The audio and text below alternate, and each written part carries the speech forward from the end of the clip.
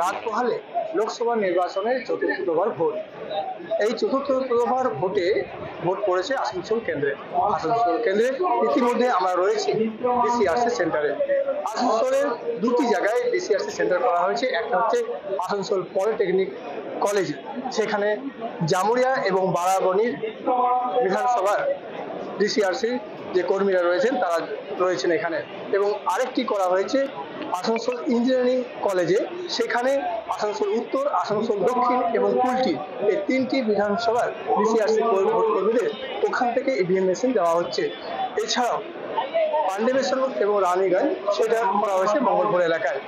আর এটা জানিয়ে রাখি যে এখান থেকে প্রত্যেকে কিন্তু ভোট যারা রয়েছেন ভোট কর্মীরা তাদের ইভিএম মেশিন কাগজপত্র নিয়ে রওনা দিচ্ছেন তাদের বুথ কেন্দ্রে। যেখান থেকে সূত্রে জানা যায় যে আসানসোল লোকসভার কেন্দ্রে প্রায় 1900 বুথ কেন্দ্রে ভোট গ্রহণ পর্ব হবে, যেখানে ভোটার কয়েক লক্ষ মানুষ আগামীকাল ভোট দেবেন। তাই সব অপেক্ষা রয়েছেন যে রাত পোহালে সকাল থেকে শুরু হয়ে যাবে লোকসভা নির্বাচনের আসানসোল কেন্দ্রে ভোট গ্রহণ পর্ব।